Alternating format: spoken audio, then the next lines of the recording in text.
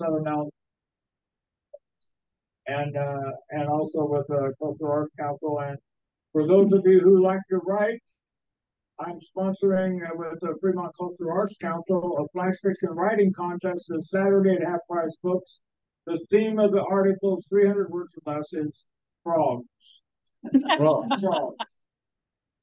There were historically were frogs in Stivers Lagoon, later misnamed Lake Elizabeth. Write a story about it, 300 words or less. Yeah, I'm William J. Furtado III, an ancestral, ancestral family. My great grandfather is one of the guys that established the Centerville district years ago, and my dad was a farmer. And I was so my granddad and dad were living, and they were William Furtado Senior and Junior, and they nicknamed me Duke after an old football coach, and I've been called Duke ever since. So I go by Duke. Duke Rockney. Yeah, I was named after most people. You guys are all too young, but most people don't know who he is. Paul, can you introduce yourself for a moment? We're going around making introductions. Oh, Paul Sethi, Vice President of Washington Township Historical Society. Good. Bruce Hebelin, member. Thank you. Sure. So, our presentation this evening. Oh, do you want to also make an introduction? I'm Philip Anderson. I'm here in Fremont. I'm part of Patterson House and Ardenwood. And you were described as being the researcher. One of. Okay. I'll say a little bit more about the researchers of the foundation. Okay, that'll be great. Well, we have the good fortune of having Sam Neeman to give the talk on the Patterson House and the docents and the programs. It is now owned by the city of Fremont and can go into the arrangements.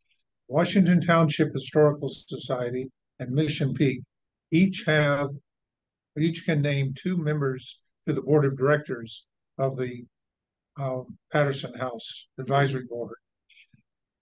We have one, Pat Lacey. We're open to anyone who wishes to apply, and the city of Fremont is in the process of expanding the potential membership to include anyone from the 3 cities, Fremont, Newark, or Union City. To date, it had to be a Fremont resident because of the ownership issue. Hopefully that goes through. It's run through the Recreation Commission and soon Council.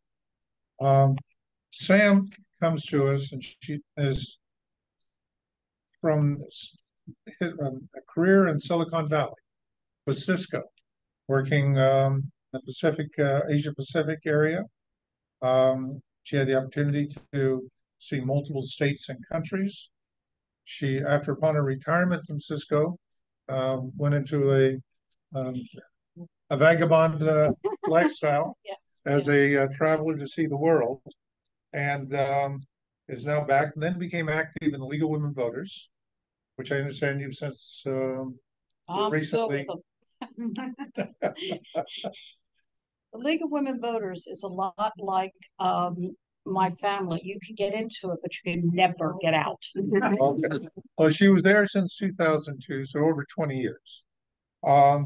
In 2019, she began volunteering at Patterson House and sharing her love of history to the Patterson House guests.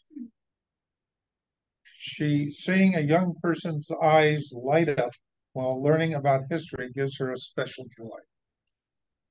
During the pandemic, there was an effort to expand the research capacities, and we may hear a little bit about that as well, and looking at all the records and what was maintained by the Patterson family. And I was surprised to read here that the Patterson House and Ranch are now on the National Registry. So it'll be interesting to see what an area that is. That includes the proposed Ace Rail Station. Will be of interest. So Sam, please, thank you. And thank you so much. So my name is Sam Neeman, and as John so nicely mentioned, I started working at Patterson House in 2019. So I'm lucky because I see a number of very friendly faces here. But for the rest of you who don't know me, I'm not a historian. I am a storyteller. One of the things I love to do is bring history alive.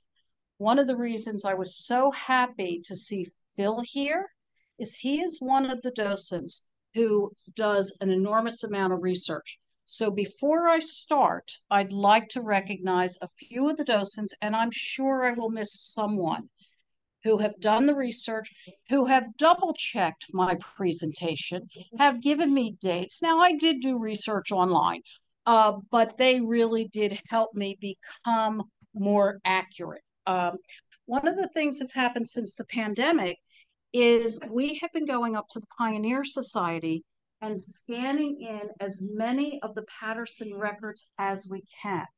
I went once out of several times, but what was really thrilling about going that one time, I'm telling you, I'm a storyteller, you may not get me out of here, was I saw a deed, and I'm sure one of you guys will know what this is, but we got a deed that confirmed that one of the land sales to the Patterson went back far enough that he was allowed to keep that deed.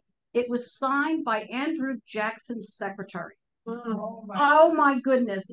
My hair stood up because I love history. I just hate research, but it was thrilling. Okay. So to thank people, Phil right here is he does so much to bring the history alive, or at least to keep me honest. Additionally, we have Laura Cavello, who had the first presentation that I started with. Mary Shequin, for those of you who don't know, that's a really hard name to learn how to say. They are both here via Zoom. Both of them have helped tremendously, as well as Joe Thompson. If you ask me much about the land and when land was turned over, Phil may know, but you can talk to Joe. Joe has an entire book. I'm using my hands so you guys on Zoom can't see me. This book is approximately 2 inches thick. He has copied every one of the land transfers and translated them. It would be an entire presentation to talk about where the lands came from and who got them. It's pretty impressive. We just talked earlier about how big Patterson Ranch was, and I'll talk about that a little bit in the presentation. So I got Joe, Len Cook from the city, and Rena really caught a couple of particularly bad errors that I had.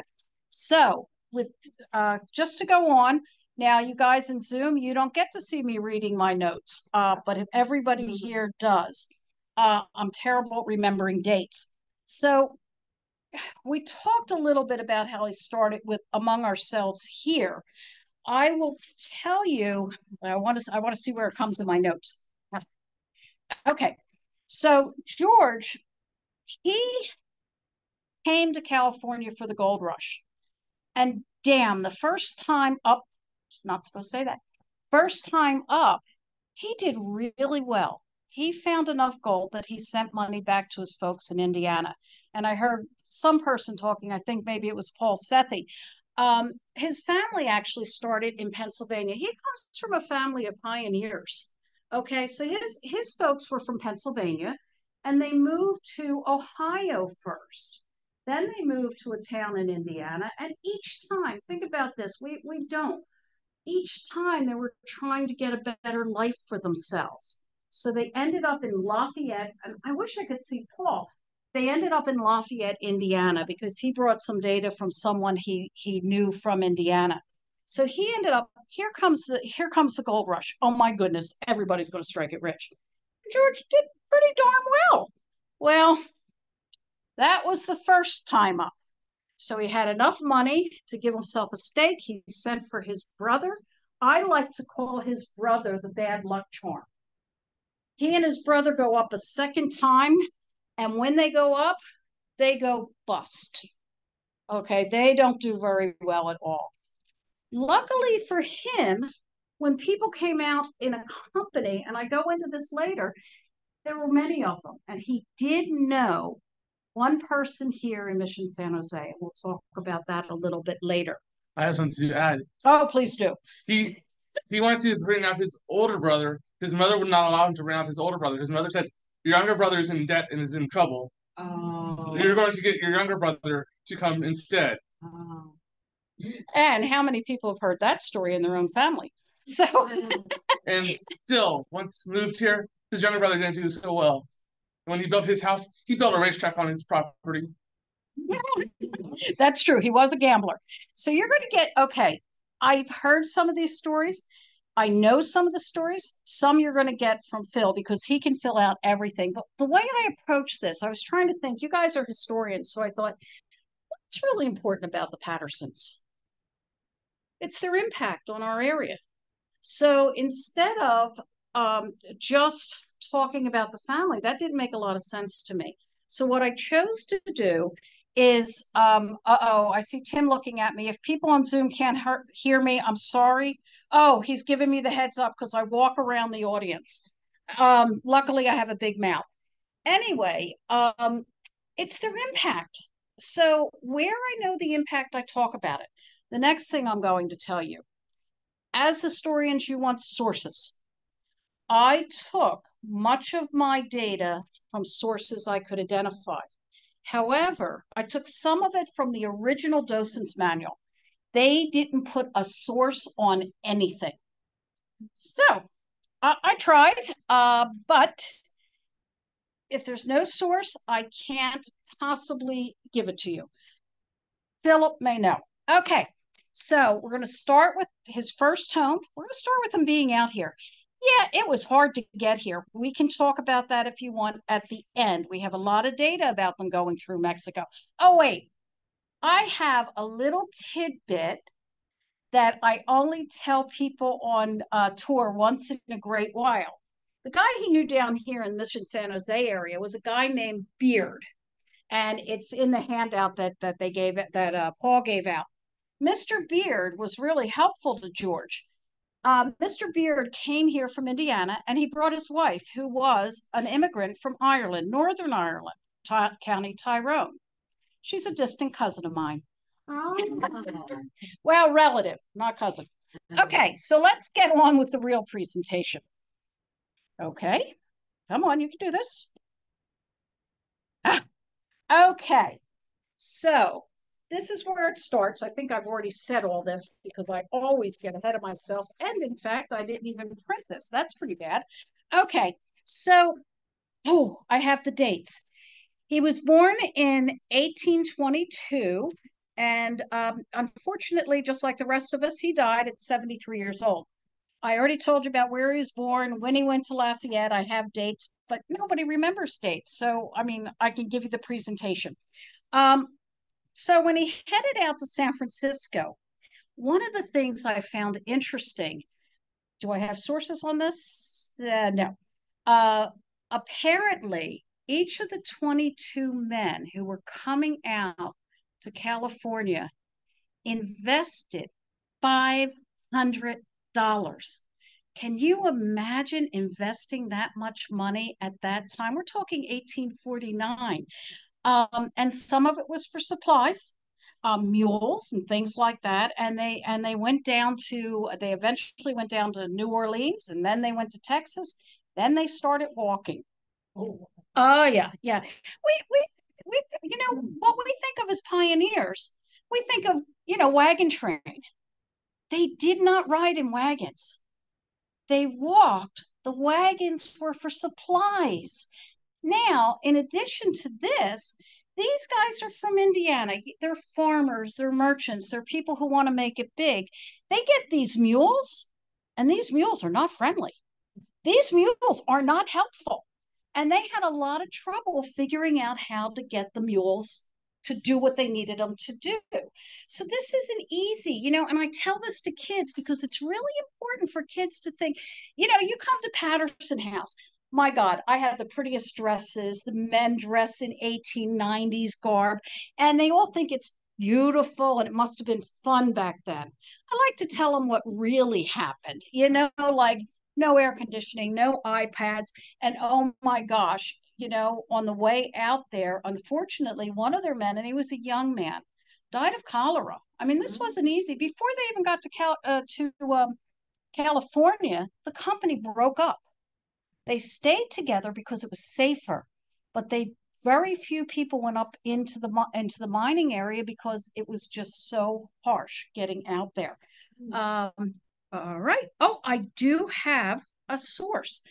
This is a really good source. This is a letter from George Patterson written on April 8th, 1872 to a man named H. Bancroft. So this is, that's a pretty good source.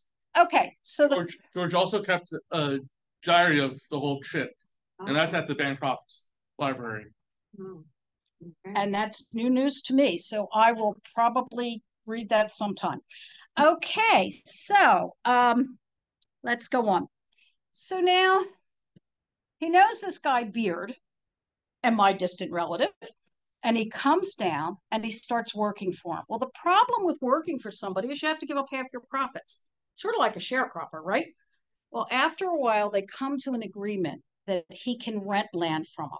So after he's renting land from him, now it's a little easier. He can work hard and keep most of his profit. Well, okay, so now he's working, saving his money, and he buys his first farm. His first farm is right at the Patterson Ranch. His first farm that he bought was 291 acres. Okay, then a year later, I'm going to start going into my spiel at Patterson House, so I'm going back to my notes. Okay, so actually, I think this is really important. When we talk about impact a family can make on an area, one of the impacts the Pattersons made was they owned so much land by time George died.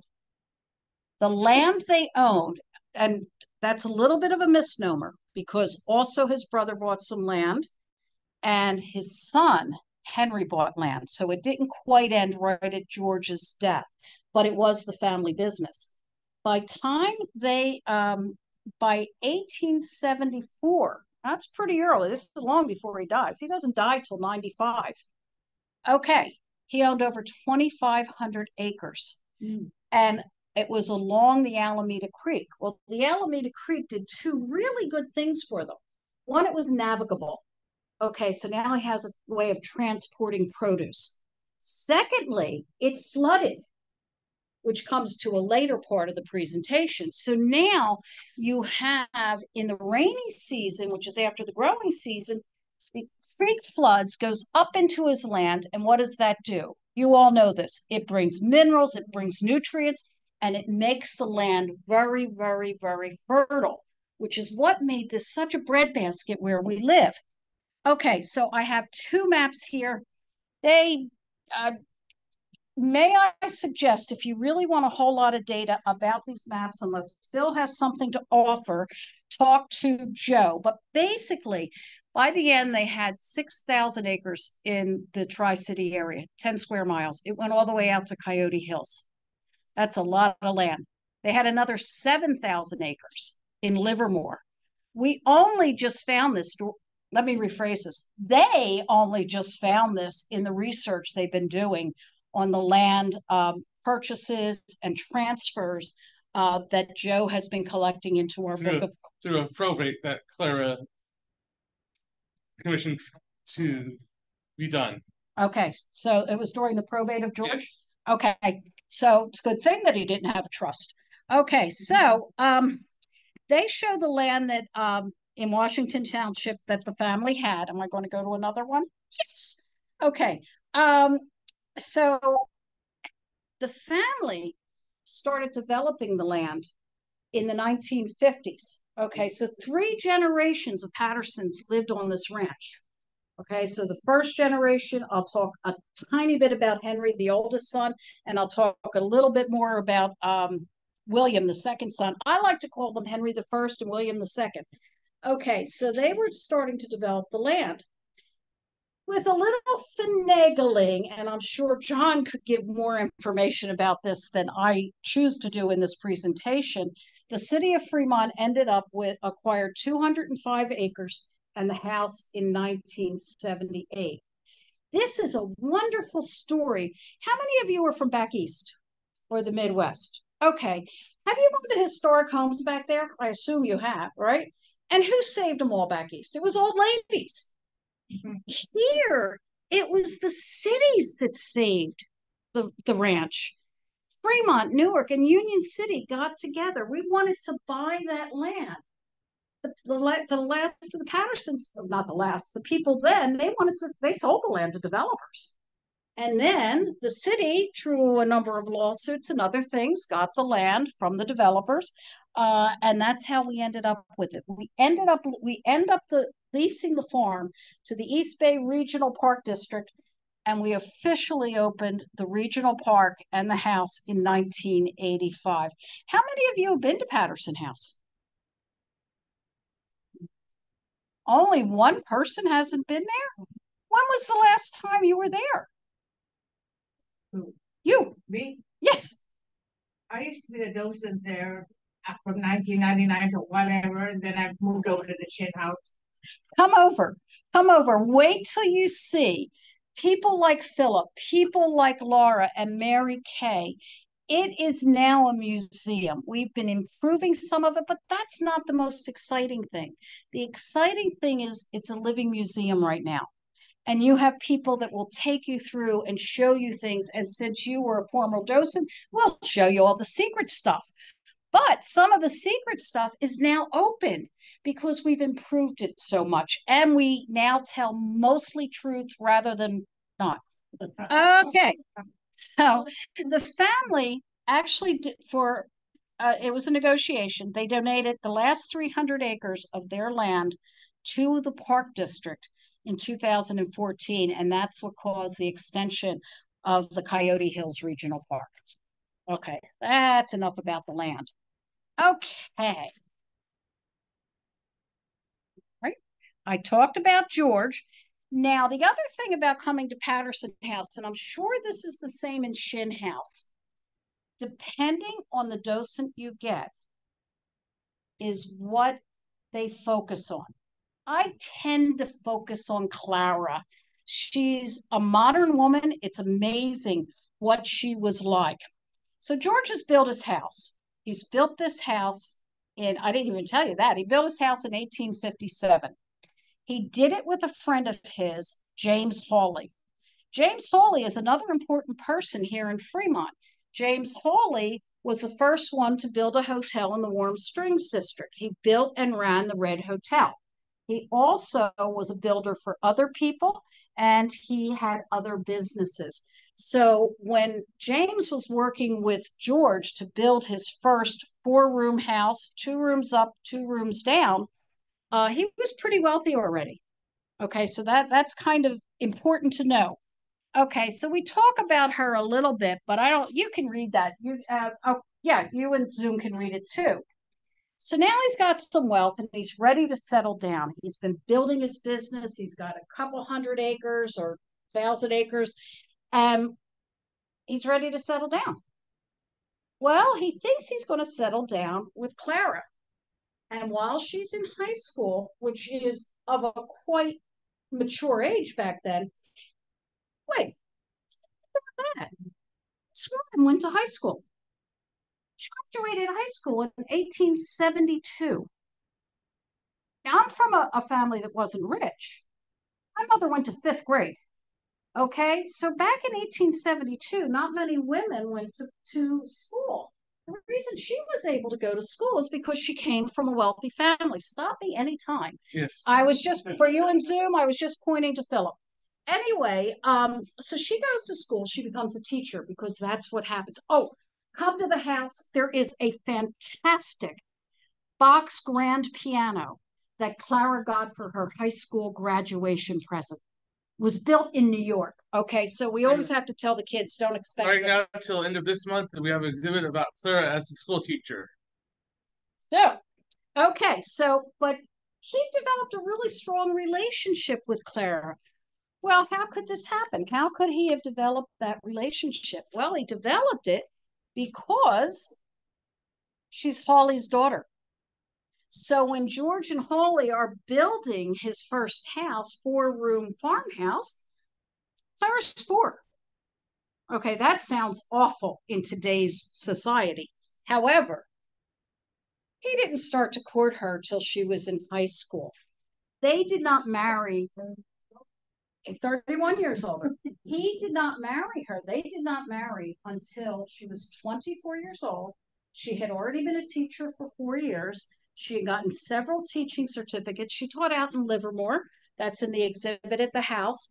And I think this is 1871. Probably not an old maid. On the East Coast, she would have been an old maid.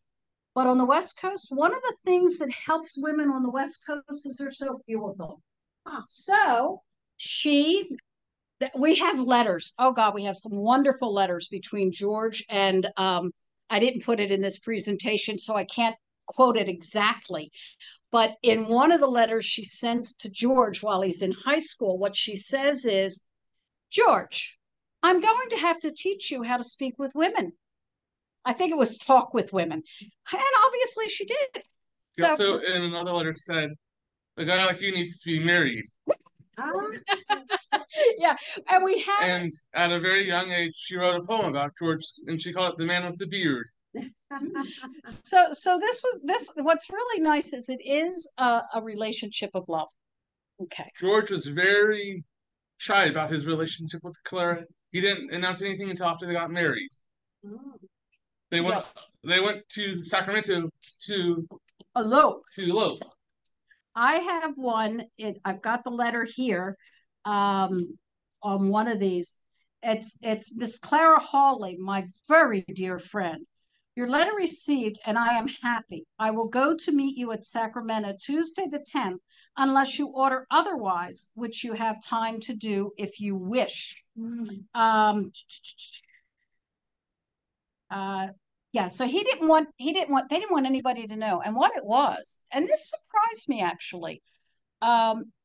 I always thought it was he didn't want James Hawley to know, but in his letters, it's almost apparent that what he was concerned about was his position in society and how it would be looked at if he was marrying a woman so much as Junior. And the concern was on his side. I thought that was really interesting. And by the way, thank you for inviting me here because I learned that because of you. Okay. Now, do any of you know Len Cook? Okay, Len works for the city, and he's one of my favorite docents. He always tells a good story. Well, one of the things he always likes to tell is the story of Henry being born. And he always said it, and I went, oh gosh, Len, will you stop that? He always said Henry was born within almost 9 months to the day after they got married. During this project, I looked it up, and indeed, that is absolutely true. So, however, William II was born 2 years later, so at least we know they had a few good years. Okay, now I'm going to flip forward. Okay, so they have these 2 boys. They have a 4-room house, 2 up, 2 down, 2 bedrooms. That's it. Now, I don't know about you, but I grew up in a house with 1 bathroom. They didn't even have the bathroom, for heaven's sakes. But they're now pretty darned wealthy, right? So they're wealthy enough. They're also in society. They're making a difference in the area.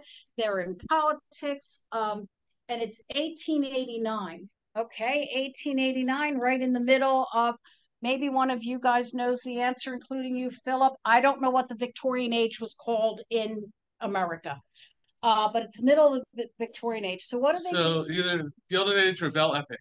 Belle Epic, I like that. Okay, so 1889, they go to San Francisco and they get an architectural firm of Samuel Newsom. The Newsom family was very, very well respected as the family. They were the preeminent family to design Victorian homes. So the new design of the home is very fancy. It is a Queen Anne style, and this is who they work with. And yes, this Newsom is a distant relative of our current governor. I always think we should invite him to come see the house. Also from Canada,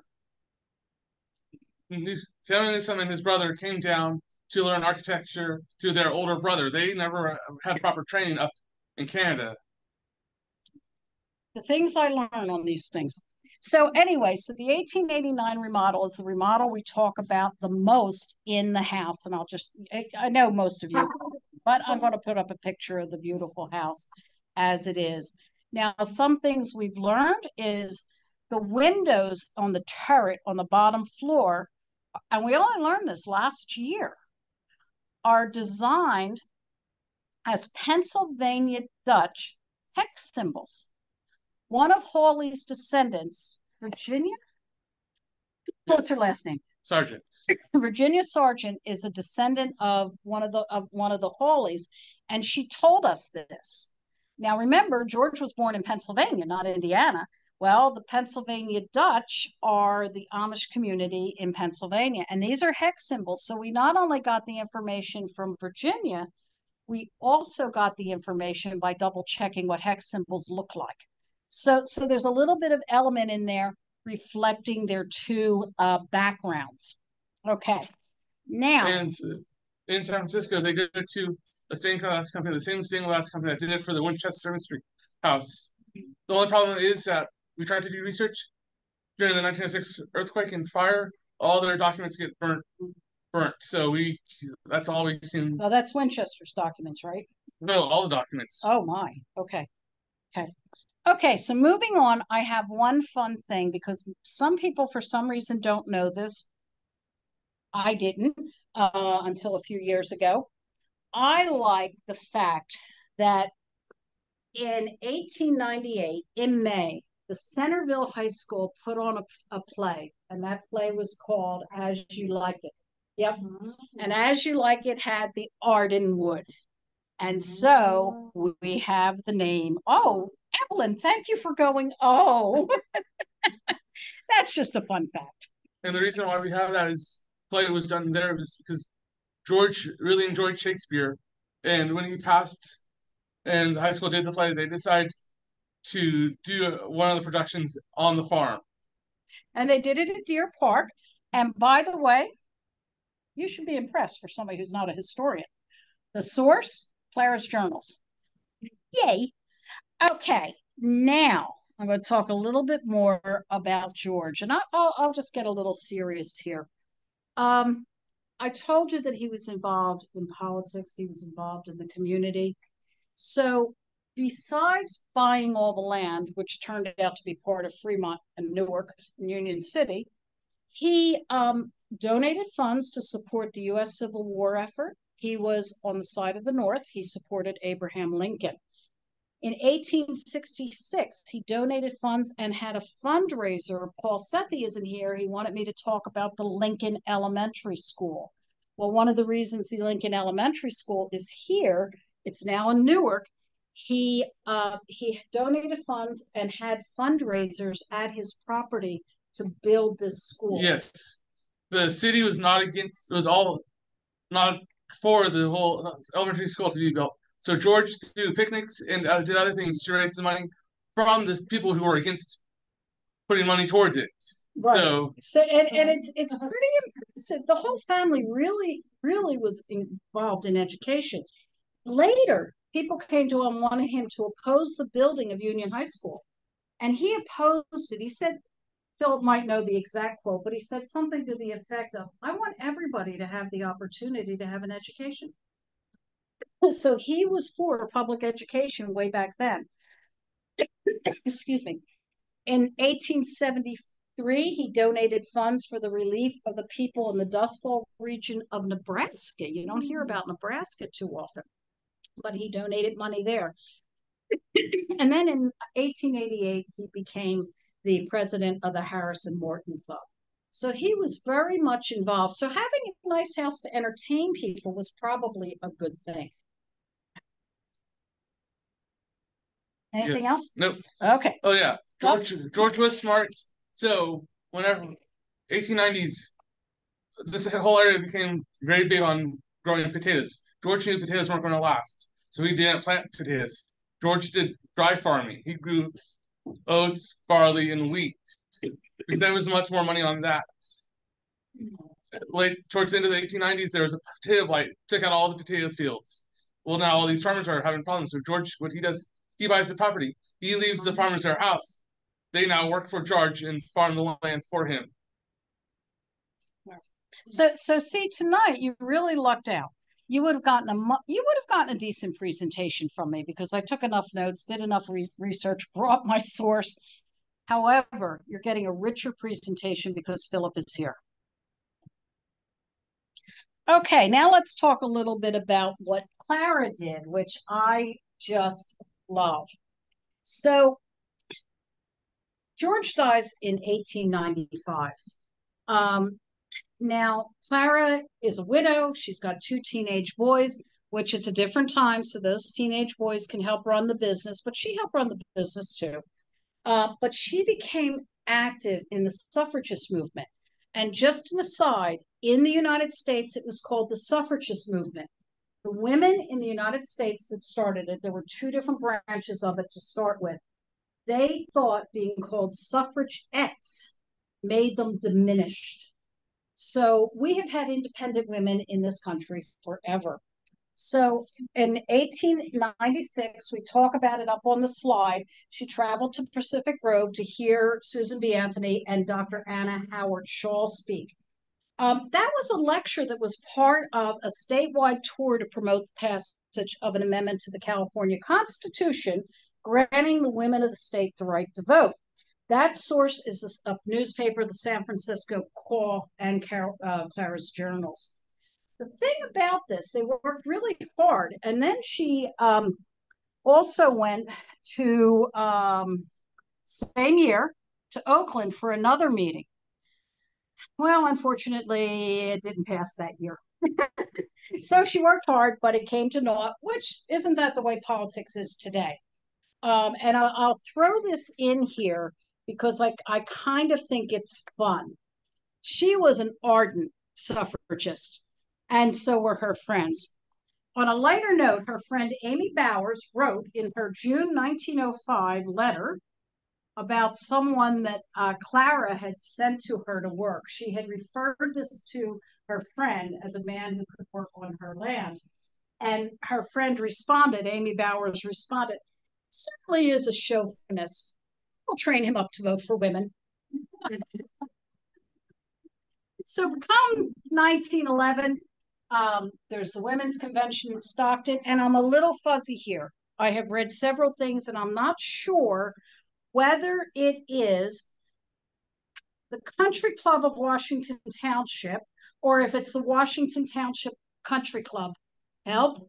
Yeah, it was called the Country Club of Washington Township in the beginning. Okay. Later on in the 1970 or 80, they added Women's Club. Okay, so there wasn't Women's Club back then. So it was the Washington Women's Club back then too. It didn't say that. It was Women's Club. Okay. It was several names. Yeah, I told you I was fuzzy. In the middle. Okay, but she ended up representing this group at the Stockton Women's Convention.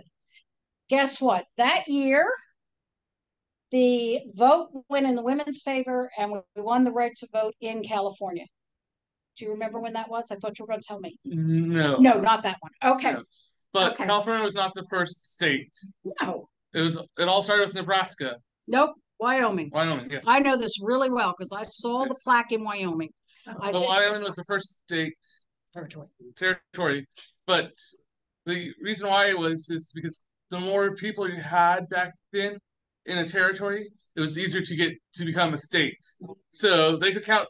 There was no definition of what a person was, so they could count the women because they were there. Mm-hmm. It's really all politics when you come down to it. You know, there's another thing about giving the vote to women in the West, and this may account for why so many Western states gave women the right to vote first. They were trying to attract women here. There weren't enough women in the Western states. Well, if you're giving them some autonomy, perhaps that might get more out there. He's good. He's good. Okay. Have a sleep. Okay. I know I'm tough to listen to. Anyway, so that was the other reason. Yes, Almenard. The interesting note about the 1911 election for women's suffrage that Alameda County and San Francisco County voted it down highly.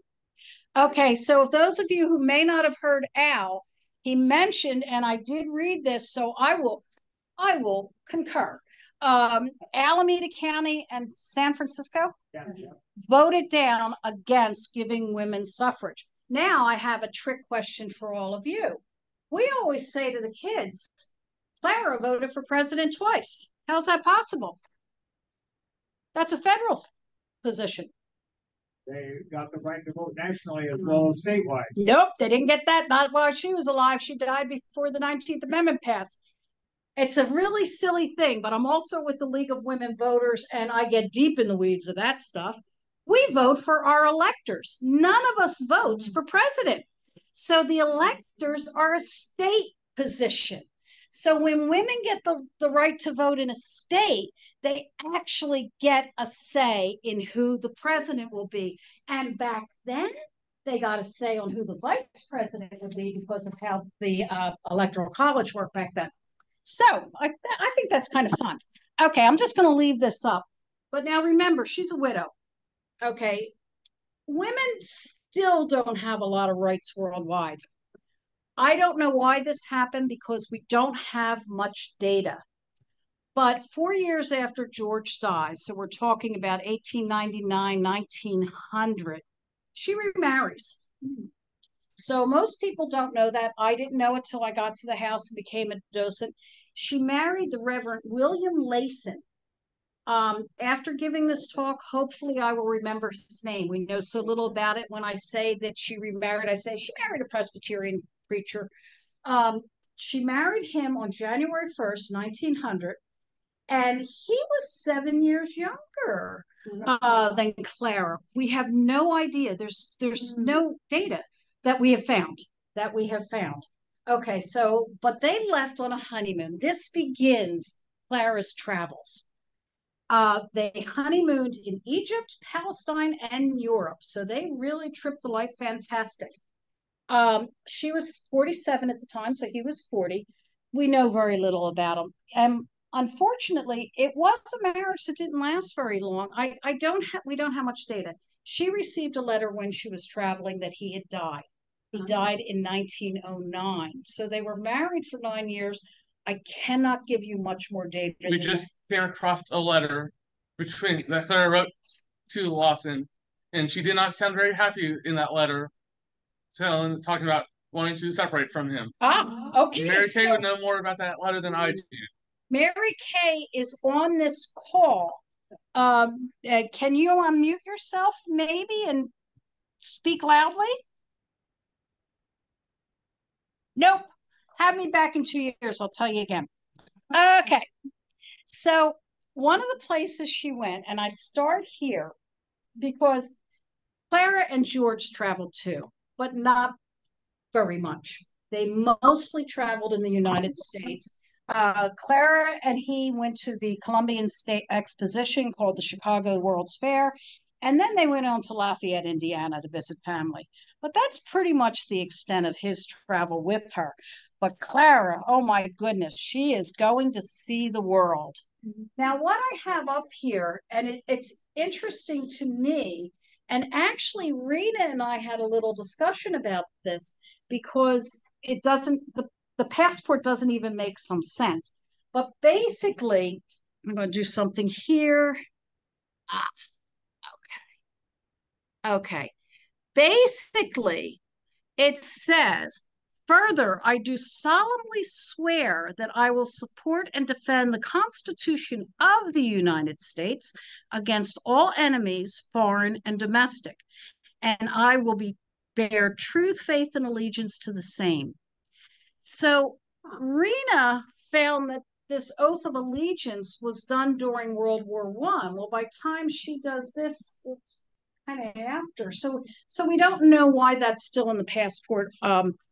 It's also interesting with the passport. This is passports before they had photos, so they actually had to describe Clara. Yes. So they talked about her hair. She was 5'4". And it's really kind of fun. Did you find that passport? Yeah. Yes, I did. This is one of the research. If I'm going too slow, just yell at me. This is one of the pictures I love of Clara. She is in Egypt. She's looking at the pyramids, and she's wearing a very heavy wool suit. Yeah, I'm so glad I'm alive today. I thought I was getting dressed up for this presentation. While in Egypt, she finds that her camera's now too heavy to take with her, so she gives her camera away. She later on regrets giving her camera away. Aren't you glad I brought a historian with me?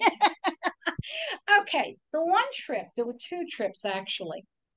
Now, in the beginning, I said I'm a storyteller, and I am. I mean, obviously, I'm a storyteller. I try to ground it in history.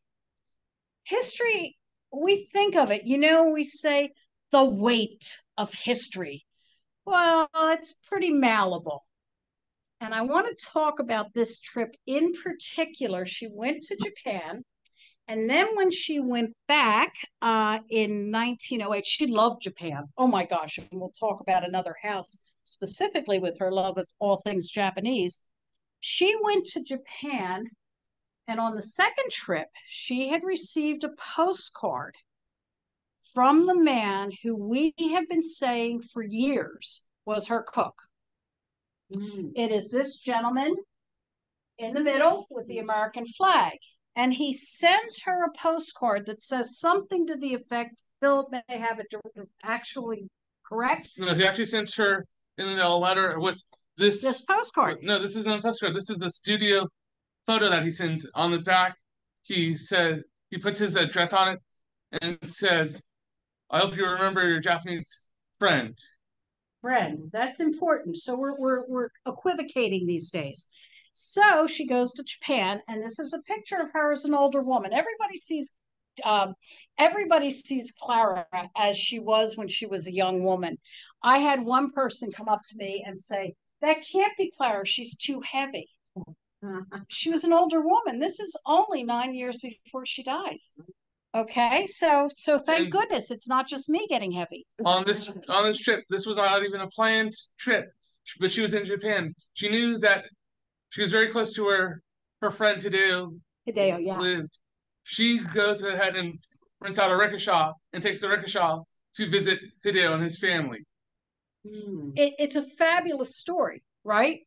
And but she meets Hideo here at Beard Ranch. Hideo comes out here to learn viticulture and is working for Beard's son, John. And Clara's sister gets married to John. So Clara will go and visit her sister, and while visiting her sister, met Hideo. Okay. And later on, Hideo then goes from, we don't exactly know how it happens, but he then later on goes and works for the Pattersons.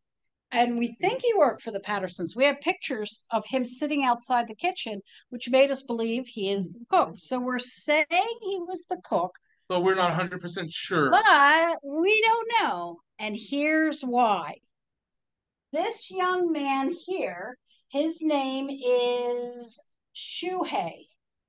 Shuhei is Hideo's great-great-grandson. And if we go back to the family photo that we had of Hideo. We certainly can. Ta-da! So Hideo's great-grandfather is this boy right here. Shuhei comes here for his grandfather to do a documentary about Hideo and his travels here. So what happens? Hideo's great-great-grandson, he's working on a documentary, as Philip said, but he had no documentation on his great-great-grandfather because they lived in Japan, World War II. What happens in World War II? Everything gets bombed out. Okay, so in search of, another thing about Shuhei is he was educated both in high school and college here in the United States. So in his search, he comes across a story called Hideo's Lasting Connections to the Patterson Family. And that is an East Bay Regional Parks document.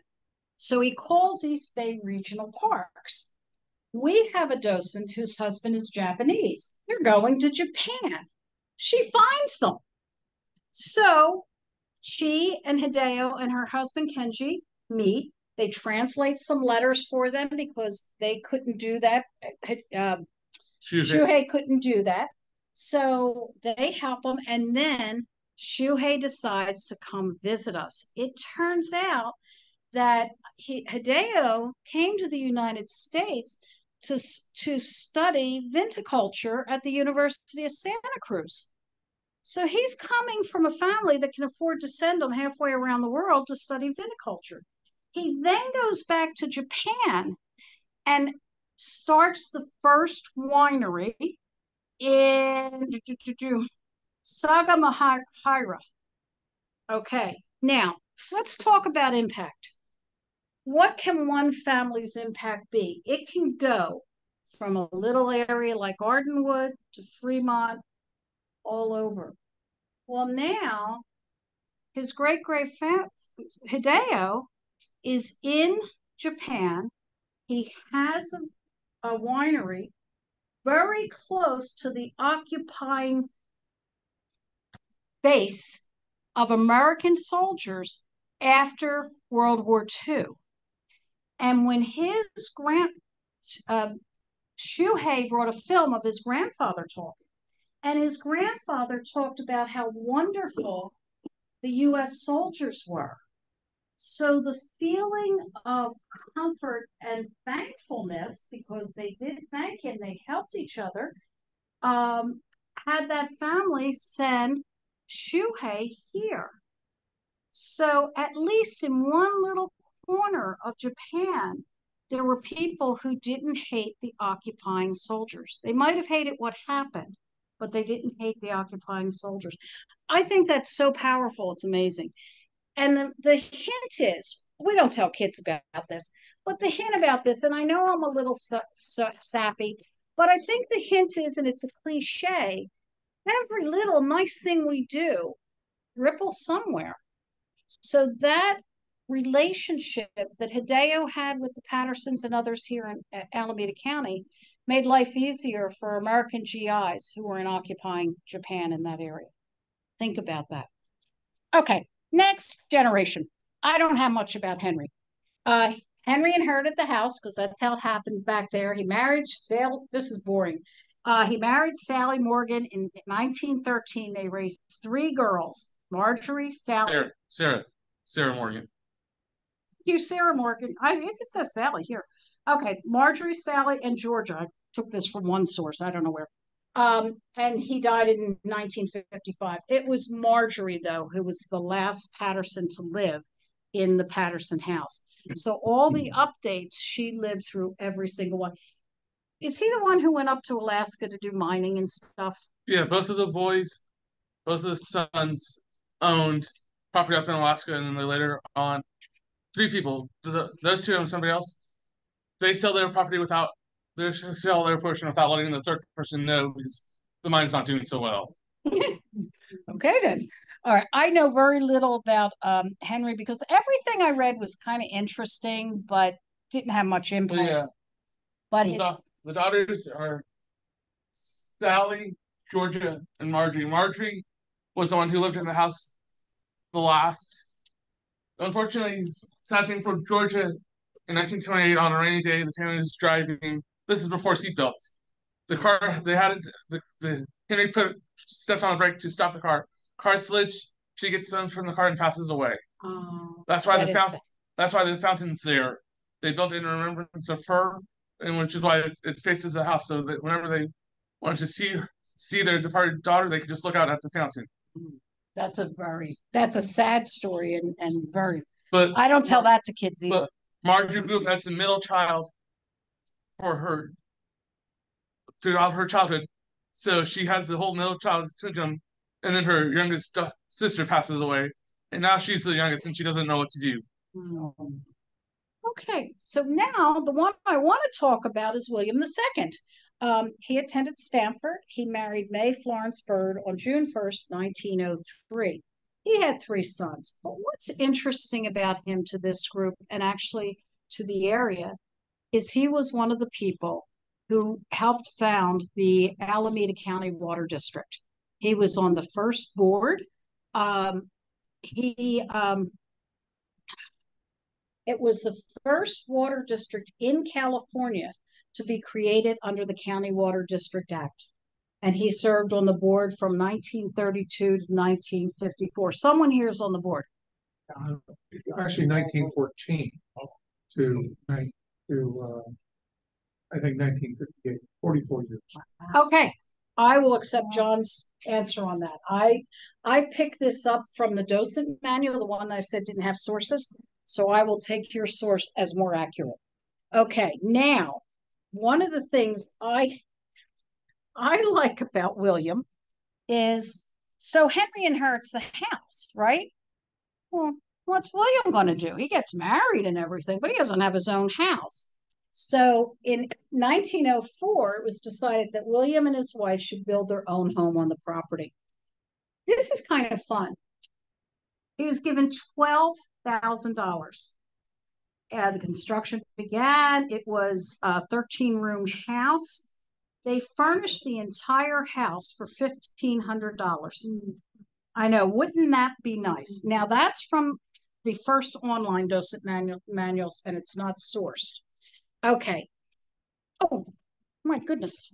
And the house was a very lovely craftsman style house, which was at that time out of style. What I want to ask, before I leave, John, would you give me the correct dates or tell me where to look it up, and I'll correct this presentation because others will use it. Has its history of Perfect. I'll look at so that. you can see the formation of the district in 1914 on the top of the chart. Yep. So that's when he started. And so I either had a typo, I had a typo and stuck to it, or I just made a mistake. And I'm good at mistakes. Okay. All right. Here we have my favorite thing about William. And I'll tell you what I call this. William put in his will that if none of his sons wanted to live in his home when he died, it was to be burned to the ground. And he died in late 1961. And in February the following year, the house was burned to the ground. I like to tell people that's money to burn. Except, so in the will he says none of his sons. One of his grandsons was interested, but his grandson was 16 or 17. And his parents said, no, you're not, you're too young. We're not going to allow you to move into that house. Okay, and I was worried I couldn't do a 45-minute presentation. Okay, going to have the last house built on the property. Last major house built on the property. Okay, so we're back to the Pan Pacific International Expo. I talked about Clara really liking Japanese stuff. This is from Clara's journals. Thanks to Mary Kay for putting this stuff online. She transcribed a lot of this stuff. In March of 1916, Clara went to the expo to look at the Japanese building. By the end of the month, she had an agreement to buy the building for $250. In May that year, the foundations were begun, and the first trainload of Japanese house material arrived at Ardenwood. Thank you, Mary Kay. Okay, what I love about this house, do any of you guys have architects in your family? Okay, my niece is an architect. She went to graduate school at a good architectural school. She went everywhere. She never heard of this woman. She's recently moved to California. The house was designed to be redone by Julia Morgan. Okay. The Hearst and many more. This woman designed and had built more houses than Frank Lloyd Wright, and they do not teach her in architectural school. Okay, so she settled. What's that? You're the woman. I know. Why do you think I have such a big voice? I have to have people hear me. Anyway, she never got to move into the house because she died in May of 1917. She never did get there. And I have just one note because nobody talks about Julia Morgan. I have a cute thing about her. I love this. You can read, I'll read it out loud. People called her Miss Morgan. She was just 5 feet tall, slender, dressed in drab, fragile looking. there was something Quakerish about her, people said. When she spoke, she did so softly. But when she issued orders, it was with the finality of a Marine drill sergeant. And what isn't that wonderful? Sorry, I always talk about the ladies. Through Joe, we found out that in her Julia Morgan's date book, in a dress book, that there's a dress for Clara Patterson, but in Livermore. Oh, that doesn't. Yeah, we can't always tell. We thought she might have ended her life living in Oakland. We haven't found all this out yet. You know, I don't know about you guys and ladies, but the pandemic was a gift to us because we couldn't give tours. So what did we do? Well, what did they do? They started researching, and I worked on my shtick. So that's it. That's the presentation. If you want to do anything, The house, there's a story that shortly after Pearl Harbor, this home was torched. The day after Pearl Harbor, it was torched. Is torched. Yeah, and they never found out how that happened. But anyway, Rita Kane is the Patterson House manager. If you have anything you want to, if you want to have a tour, do something like this. And I'm sorry I talked so long, but I told you I'm a storyteller. Well, can we ask questions? No. Evelyn, to whom are you speaking? Well, I just want to know, did the Shins know the Pattersons? They were the same. Tell them about the clothes. Yes. So when the house was being closed and to be refurbished during the 80s before it was opened up, all the stuff from the house got moved to the Shin house to be stored. Oh. And last year, we found trunks down there that had a lot of Clara's clothes, and 2 pieces were in good enough shape to put on display for a short period. One was a kimono like house dress. A summer kimono. And then there was the house dress. Yeah. And there was a Egyptian dress. Yeah. It was very, very cool. Yes, Al. And Joseph Shin was a trustee at the high school when Clara graduated. The boys graduated. For those who didn't hear Al, because the microphone's up by me, Joseph Shin was the trustee of the high school when one of the boys graduated. Was a trustee of the high school where one of the boys graduated from. There weren't people out here. There were just a few. So people who were successful would know each other, right? I mean, that's just to be a given. Anyway, that's all I have. I'm so thankful that Philip came as well. There is a letter between George and the Shins. George asking about stuff that the Shins bought from somewhere. Okay. From Santa Rosa. It's okay. Yes. This is why I'm a storyteller. People are not going to remember dates when they're Luther Burbank. Oh. Say again. Luther Burbank. Okay. So, yes. So people aren't going to remember that stuff. I do thrill at bringing history to little kids and to teenagers. We have recruited many teenage docents because we could tell them a story. And sometimes when I'm telling them the story, and I know some of you are docents too, when I'm telling them a story, I'll do what I did here. I'll say, oh gosh, I don't remember that, but honestly, it doesn't matter. What matters is what happened. What happened? Can you feel it? Do we live here? What an impact these people had on our area. And surprisingly, Japan. And history changes by perspective. And that's it. I'm done and I can keep talking. Oh, yes, sir. Any idea who the architect was for the youngest son's house? William's house? Absolutely not. No idea. It hasn't been found yet. No. Because they always got known architects to do their work. Yeah. Always wondered. Don't know. It was a nice house. But we're pretty sure the dining room furniture in the Patterson house was either Williams or we're not sure which one of it's Patterson furniture. I would kill for that furniture. It's beautiful. It's craftsman style. We recently got back from Williams' great-granddaughter, a beautiful piece. And a gentleman from India was in the house taking a tour Sunday, and he told me that was absolutely furniture that would have been produced in southern India. He told me what the materials were, and he was very impressed. So we have another connection besides the peacocks to India. I didn't tell It was anybody. purchased in Italy.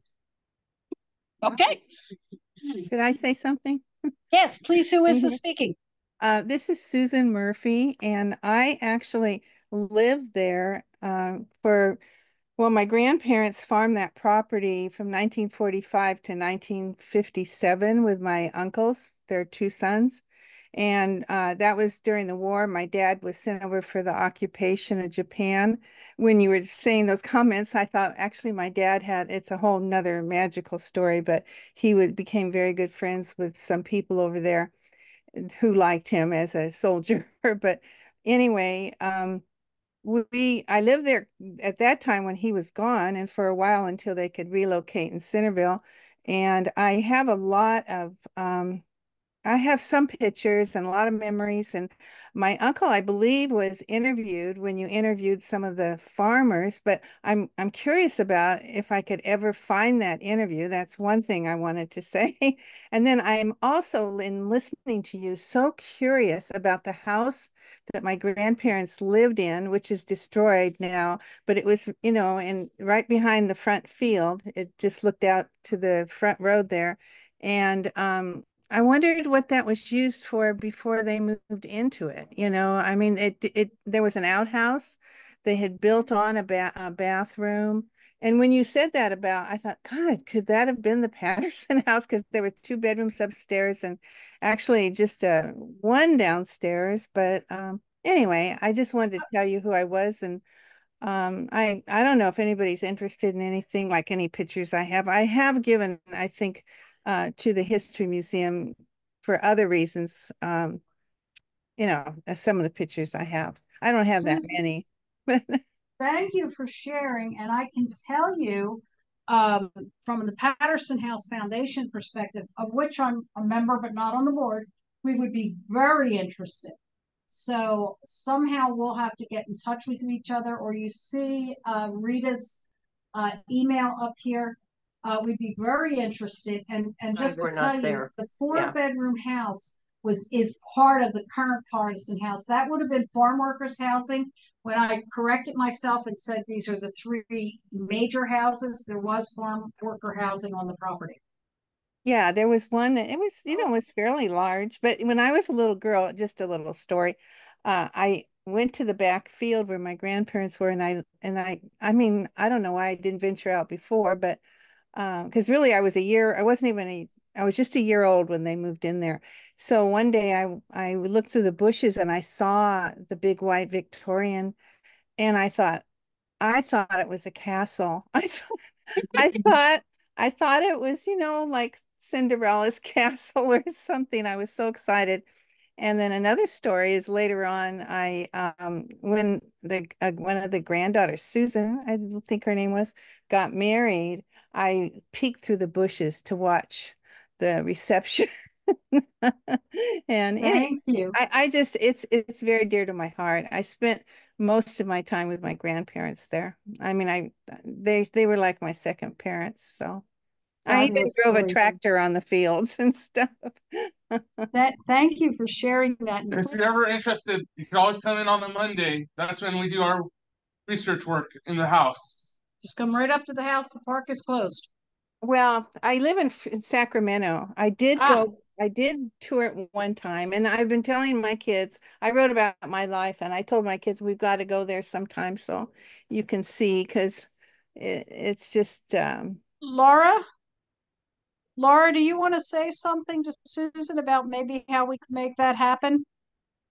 Yeah, could we possibly get Susan's address or phone number so that we can contact her? Sure. I bring a pen. I'm a mother, but it's my email is Anna, ANNAJOE. So if somebody could do that. Anna Joe at AOL, so you can tell I'm old. And AOL.com. Got it. Thank you so much, and I will make sure we get in touch with you. Yeah, and I'm gonna be gone on a trip, but I'm very interested in whatever. Great. When are you coming back? I'm coming back on the 18th of October. Thank you. Okay, we have kept these guys much longer, all of you much longer. Thank you so much for all your attention. Okay. Thank you, everybody. Bye. Now, I hope this has inspired someone to apply to be the Washington Township Historical Society representative. We have 2 seats on the Patterson House Advisory Board. One of them has been vacant for some time. And if you're a resident of Fremont, Newark, or Union City, you're eligible, or will be eligible. Thank you. Thank you. Thank you very Thank much. you so much. All right. Quick business, quick financial report. The Historical Society currently has $10,901 in our checking account. I've closed 2 certificates of deposit. We're drawing nominal interest, so we have a cash in the there to be for programs, including plaques, et cetera, things we've done historically for the society. So we have some options. We have the next meeting, there'll be a discussion and a vote on whether we should join the or dissolve the society and merge it into the Museum for Local History.